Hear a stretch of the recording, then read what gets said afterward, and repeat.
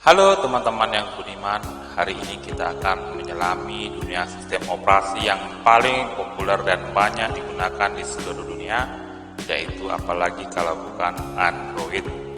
Video ini akan mengupas tuntas tentang definisi Android dan versi-versinya, sehingga kalian bisa memahami secara mendalam tentang sistem operasi ini.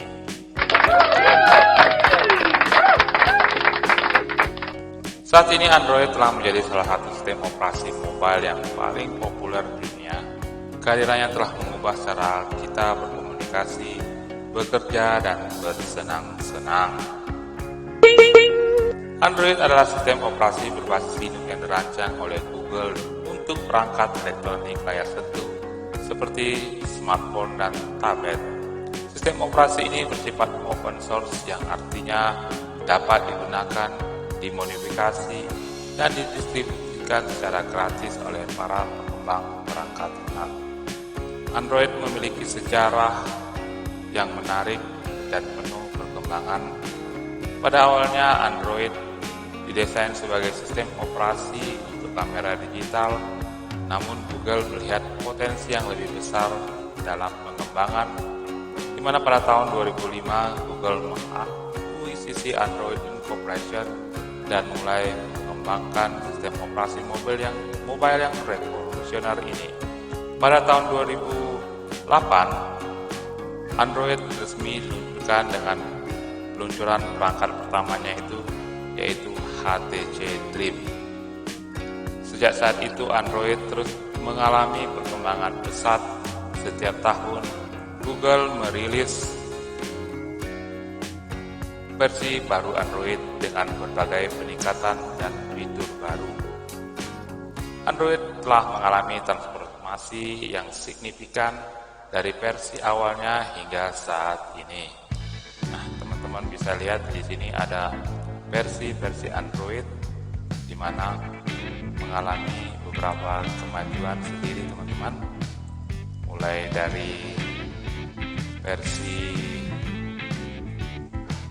Android 1.5 CapCut sampai ke Android 1.6 Donut sampai ke Android 2.01.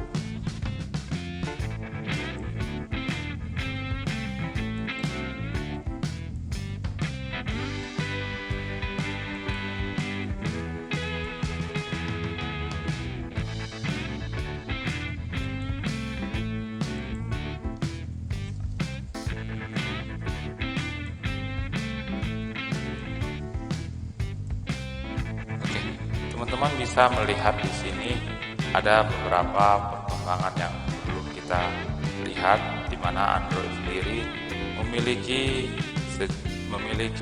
kelebihan dan kekurangan.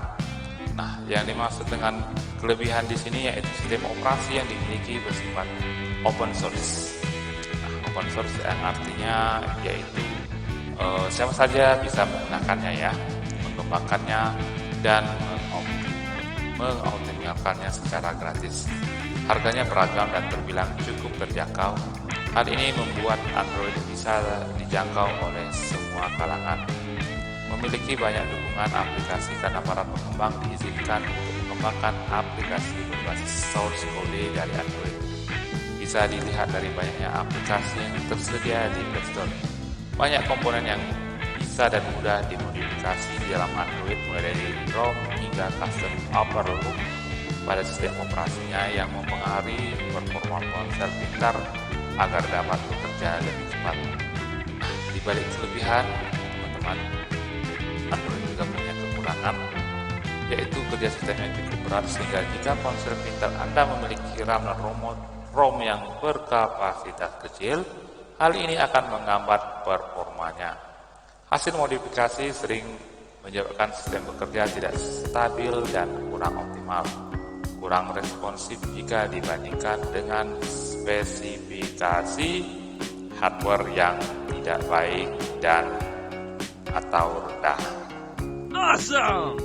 Oke, teman-teman, bisa kita lihat juga di sini. Tadi kita lihat ada beberapa versi Android ya, teman-teman, dimana kita tahu Android ini yang dibuat mulai dari tahun 2009 sampai ke tahun sekarang, yaitu Android 13 dan akan dibuat di Android 14. Dimana teman-teman tahu di sini ya, mulai dari kita lihat dari Android ini memiliki kelebihan dari awal di tahun 2009, yakni bulan Mei. Dia mempunyai kelebihan pengenalan fitur video recording dan upload langsung ke YouTube. Kemudian keyboard virtual yang lebih baik. Kemudian disusul dengan Android 1.6 download di mana September 2009, di mana mempunyai kelebihan dukungan resolusi layar yang lebih luas, fitur pencarian langsung dari layar utama. Kemudian dilanjutkan dengan Android 2.0 sampai 2.2 Eclair Oktober 2009. Kelebihannya navigasi Google Map yang lebih baik, dukungan multi akun dan Google Talk. Sampai ke Android 8 ya teman-teman. Android 4.1 maksudnya sampai 4.3, yaitu Jelly Bean di tahun 2002. Nah, kelebihannya itu Google Now sebagai asisten pribadi performa lebih halus dan respon cepat. Sampai ke Android 13, di mana diluncurkan di Agustus 2002. Kelebihannya personalisasi yang lebih mendalam, fitur keamanan dan privasi yang lebih canggih. Nah, teman-teman bisa melihat di sini beberapa versi Android mulai dari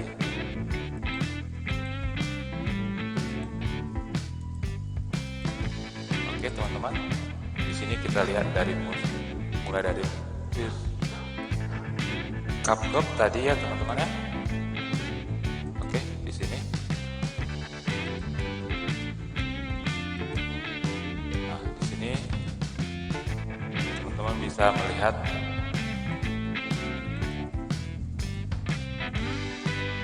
bentuk-bentuk daripada model aplikasi Android dan perkembangannya.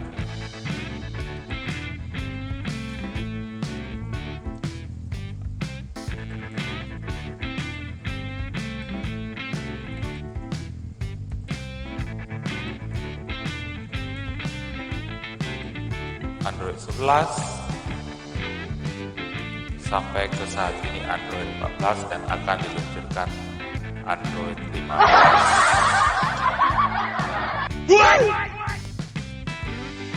Oke teman-teman, itu yang bisa kita jelaskan dalam perkembangan Android di sini. Jadi kita bisa melihat bahwa setiap versi Android membawa peningkatan dari segi performa, fitur, dan keamanan. Google selalu berusaha menyempurnakan pengalaman pengguna melalui pembaharuan besar ini. Nah, berikut di sini adalah sistem operasi Android. Kita contoh ya di tahun 2023. Di sini kita kenal dengan Tiramisu Android 13. Dirilis resmi Agustus tahun 2002, di mana memiliki fitur utama yakni mulai dari personalisasi, privasi dan keamanan, multitasking dan multi-user, sampai ke pengembangan fitur AI dan machine learning. Seperti ya, ini kita boleh lihat di sini Google Assistant yang lebih cerdas dan responsif, fitur otomatis Android semakin mendukung otomasi melalui fitur seperti rotate dan shortcut, pengoptimalan kamera dan pengenalan wajah berbasis AI. Jadi teman-teman bisa melihat di sini ada beberapa banyak ya perkembangan AI, mulai dari Android CapCut sampai ke Android ke 14 sampai yang akan muncul sekarang yaitu Android yang ke-15. Oke. Di sini kita lihat di sini ada yang disebut dengan masa depan Android, tren dan inovasi. Teman-teman tahu lah yang disebut dengan inovasi dan juga masa depan yang diharapkan dari Android, di mana Android yang lebih pintar dengan AI dan machine learning tadi, di mana kita bisa melihat prediksi integrasi AI dan machine learning akan semakin dalam, membuat perangkat lebih cerdas dan otomatis. Nah, diharapkan di inovasi yang akan datang, Android akan mampu belajar dari kebiasaan pengguna untuk memberikan pengalaman yang lebih personal dan efisien, seperti prediksi penggunaan aplikasi, pengoptimalan baterai otomatis, dan asisten virtual yang lebih tinggi. Lanjut kedua yaitu yang diharapkan dari tren dan inovasi yaitu perangkat fleksibel dan layar cepat. Dimana kita tahu bahwa inovasi yang diharapkan Android akan terus mengembangkan antarmuka yang adaptif dan seamless atau perangkat yang dapat dilipat, memungkinkan pengalaman multitasking yang lebih baik dan penggunaan yang lebih fleksibel. Kemudian yang ketiga yaitu pengembangan kompatibilitas dengan teknologi baru, di mana kita berharap inovasi ke depan Android akan mengintegrasikan fitur yang memanfaatkan teknologi untuk pengalaman multimedia, komunikasi, dan gaming yang lebih imersif. Teman-teman bisa merasakan semuanya ya dalam poin nomor 3 di sini. Kemudian desktop dan ekosistem yang terintegrasi. Prediksi ekosistem Android akan semakin menyatu dengan perangkat lain seperti PC, tablet, wearables, dan perangkat pintar rumah. Nah, inovasinya diharapkan kemungkinan munculnya fitur seamless multitasking dan sinkronisasi data lintas perangkat serta peningkatan fitur desktop Android. Yang paling penting teman-teman yaitu privasi dan keamanan yang lebih ketat, di mana diprediksi yang akan datang standar keamanan akan terus diperkuat dan user control akan semakin transparan. Nah, inovasinya fitur keamanan yang berbasis biometrik yang lebih canggih, enkripsi end-to-end yang lebih puas, serta kontrol izin yang lebih granular. Kemudian ada juga yang disebut ekosistem ekonomi digital dan fitur baru seperti wallet digital, integrasi e-commerce, dan sistem verifikasi identitas yang lebih aman. Yang paling penting jauh lagi yaitu pengalaman yang lebih personal dan customisasi, di mana diharapkan inovasi ke depan yaitu temanya lebih dinamis, widget yang lebih interaktif, dan AI yang mampu menyesuaikan pengalaman pengguna secara otomatis. Nah, di sini teman-teman bisa melihat pembagian utama dan macam-macam pengaturan di handphone Android. Teman-teman bisa melihat di sini ada yang disebut dengan koneksi dan jaringan, tampilan perangkat, keamanan dan privasi, sampai ke aplikasi, baterai dan performa, penyimpanan, aksesibilitas sistem, dan juga di sini ada disebut dengan kategori pengaturan. Teman-teman bisa melihat di sini adalah beberapa fitur yang perlu kita pahami, di mana kategori pengaturan di sini teman-teman bisa melihat ada yang disebut dengan Google Play Store dan juga di sini ada yang disebut dengan kalkulator file manager. Nah, di sini teman-teman bisa melihat fungsi utamanya, di mana tempat mengunduh sampai ke mengolah file memori internal atau eksternal. Di sini disebut dengan telepon pintar. Ya, teman-teman bisa melihat telepon pintar ini bisa kita lihat di sini ada yang disebut dengan tadi yang saya lihat itu koneksi dan jaringannya. Dia dibagi menjadi 6: WiFi, data seluler, Bluetooth, hotspot, dan tethering, mode pesawat, dan VPN. Teman-teman bisa lihat baca sendiri fungsi utama dari semua nama menu atau menu ini, kemudian tampilan dan perangkat, dan juga di sini membahas tentang tampilan sampai ke tema wallpaper. Terus selanjutnya keamanan privasi, aplikasi, baterai dan performa, penyimpanan, aksesibilitas, dan sistem. Teman-teman bisa memahami semuanya dan bisa dicek agar teman-teman jangan sampai kebingungan dalam mengetahui fungsi daripada semua sistem dari penyimpanan dari setiap settingan tersebut. Dan juga teman-teman harus tahu bahwasanya di sini ada yang disebut dengan aplikasi yang dibawa dari handphone teman-teman. Seperti di sini saya lihat di Realme, dia membawa aplikasi bawaan seperti Realme Store, Tema Store, Konpon, dan juga Realme Link. Ini untuk Realme teman-teman ya. Kemudian ada juga yang disebut dengan Samsung. Teman-teman tahu ya HP Samsung.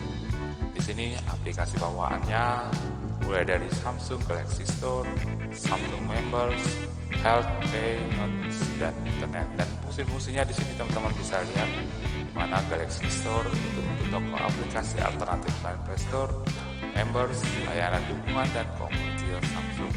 Ini untuk Samsung ya teman-teman.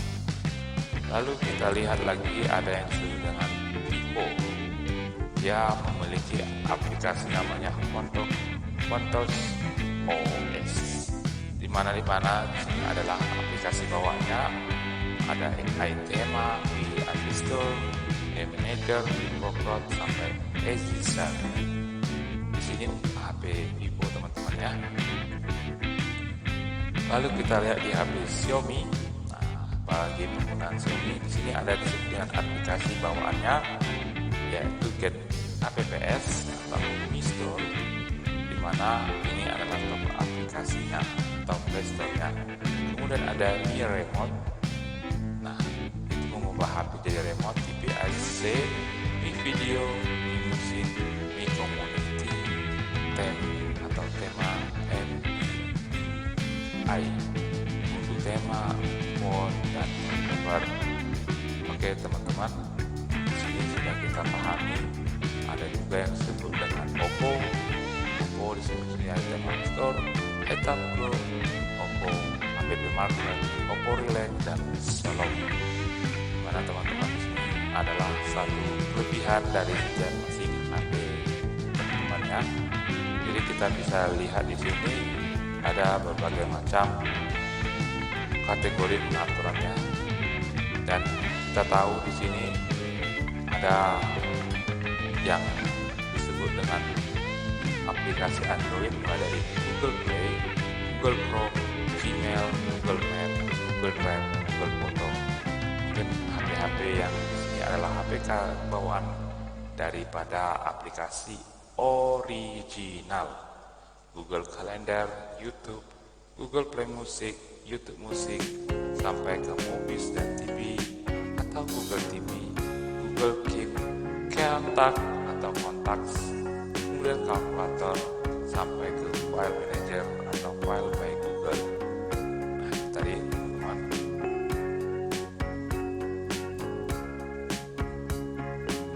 Nah, kesimpulan daripada ini, dimana kita tahu masa depan Android akan didominasi oleh inovasi teknologi yang membuat perangkat semakin pintar, fleksibel, dan terintegrasi. Fokus utama adalah peningkatan pengalaman penggunaan melalui AI, perangkat fleksibel, keamanan, dan ekosistem yang saling terhubung. Nah, ini adalah satu penjelasan singkat saya tentang Android. Semoga teman-teman bisa memahami dan teman-teman bisa melihat apa yang disebut dengan kemajuan dalam teknologi Android.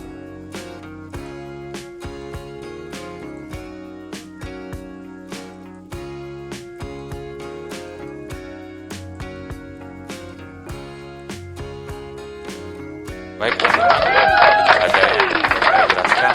Terima kasih dan semoga kiranya ini bermanfaat.